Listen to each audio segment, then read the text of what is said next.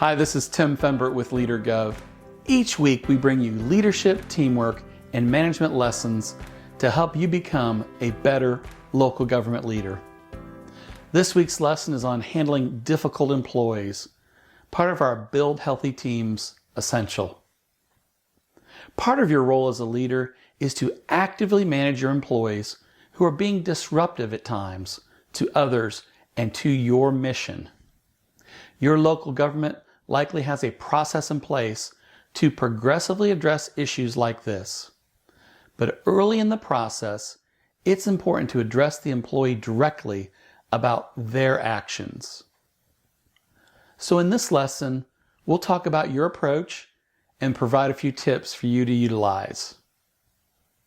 Your challenge and responsibility as a leader is not to ignore what's going on and at the same time not express your personal displeasure with others on your team. It can be hard to face head-on the issues an employee may be dealing with, and it depends on what they're actually doing. Here are a few of the areas you will encounter with your employees in local government.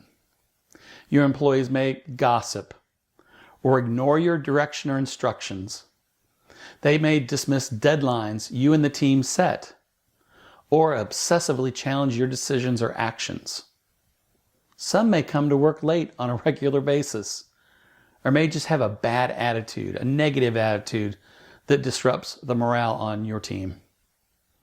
Assuming you have some evidence of what they're doing that is destructive, here are some general tips you can use to respond effectively. While sitting in a private location with the employee, ask them to explain, what's going on. Sometimes there can be just a misunderstanding, or you might not be seeing the entire picture. It's always respectful to do it in this way. Just simply listen. And ask, it seems like your attitude has been pretty negative lately. Could you tell me more about that? They may deny that they have an issue and say, no, that's not it at all. I'm just being me. Everything's great. I can't be perky all the time like the others. In other words, they may make excuses for their bad behavior. If that happens, then ask them to stop and think of a time lately where they may have had a poor attitude. You may have to remind them of a specific instance. Ask them if they see or understand that their behavior could cause problems for the entire team. Then to ask them how they think their behavior could impact the team. Ask them to state examples of how their behavior might be a negative force on the team. You could say, how do you think your behavior might be negatively impacting our team? Ask them if there's anything you can do as their manager to help them. Let them know you care as you have this conversation. In other words, let them know that you want to help them overcome this challenge, that you're in it together. You may ask, is there anything I can do to help you with this specific situation? Ask them, most importantly, to make a commitment to improve in this specific area. You may want to say, what action do you want to take or address in this issue? Or, I want you to work on this. Can I have your commitment to doing that? Ask them if they think additional training may be appropriate and may help them. If so, ask them to find resources on the web or within the organization to learn more about their challenge. Why don't you find a course on the web related to this issue, and then let's talk later about what you're learning. Remember to always stay calm and don't interrupt as they share. Check back with them in a week or two and find out how things are going. If the same behavior exists again in the weeks to come, you'll want to sit down and ask, hey, listen, we talked about this issue a couple of weeks ago and it doesn't seem to have improved. What do you think you can do to address it again? You may want to document the discussion with the person in writing to confirm what was discussed and when. If a few in-person conversations don't correct the issue, you may want to talk to your HR department about a formal write-up, depending on your internal process. But above all, address the issue and don't let it fester. Your other employees will appreciate your proactiveness in this way. Be caring and specific in your ask of them. Then follow up. Now we'll hear from a local government expert on this important topic. I don't know if it comes across, but I'm not a passive person. And when I think about different personality traits, I'm probably more leaning toward assertive. And I know that not everybody is as comfortable as I am with being in conflict situations. I am. I don't know why I am. It may have to do with my upbringing or my training along the way of being a lawyer and being very confident because of my credentials.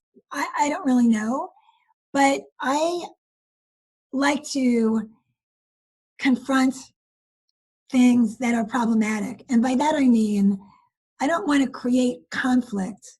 I'm walking into a difficult conversation.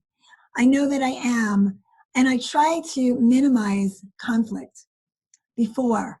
I try to signal to the person I'm speaking with the things that they do that I so much appreciate.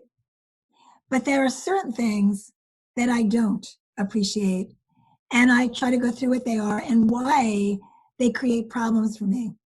And I try to make sure I get an agreement. Then I often find that even though there appears to be an understanding and an agreement, the behavior continues.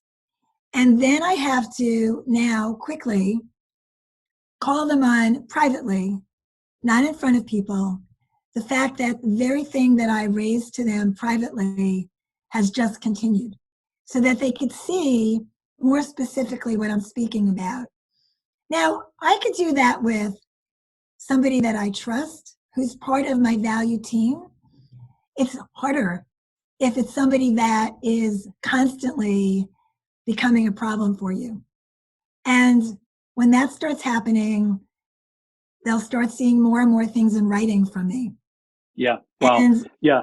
But, that's very practical. What you laid out there was so practical and I think very reasonable as a leader.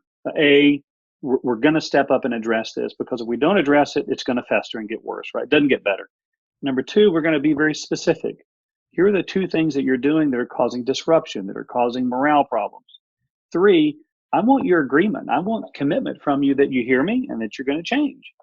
And then lastly, follow up. You know what? It's been 2 weeks. John, you've been doing a lot better. Thank you. Or, you know what? I've noticed the same things, John. Let's have another conversation. Beautiful. Again, kind of simple, but it starts with addressing it.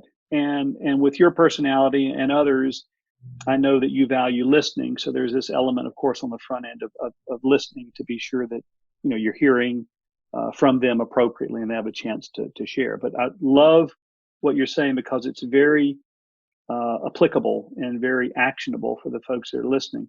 Going to switch gears and close up with two quick questions. Yeah, go ahead. I do want to mention one other thing related to this. Yeah. I really would encourage anybody that's about to get into a difficult conversation to think it through before. Yeah. One of the things that we've learned is, for example, in the case of an emergency, the reason that you train is because you create muscle memory. And when I deal with my counsel and my staff, I say to them, you've got to prepare for that council meeting, because the more prepared you are in having the answers, the less likely you will be at getting flustered. You've got to have it, right? The same with interviewing. You've got to have it in your mind. Same here. Difficult conversation. Don't say, oh my gosh, I'm going to approach it right now. I'm so mad. I've got to address it now. Know what you're getting into. Think it through. Know how you're going to approach it based on the personality of the person that you're addressing. Just another tip. We always want to encourage you to take action on what you're learning. So in the next week or so, use this process when you encounter an employee that's having an issue.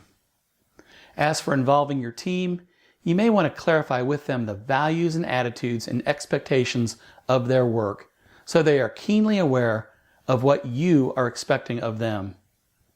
Then when there's a falling short of that standard, you can have the conversation we just talked about. That's it. We really hope you've enjoyed this lesson and look forward to seeing you again next week. LeaderGov is here to help you in any way in your leadership development. We offer coaching, assessments, training, webinars, workshops, and strategic planning to help you reach your goals in local government. Call or email us if we can be of any assistance.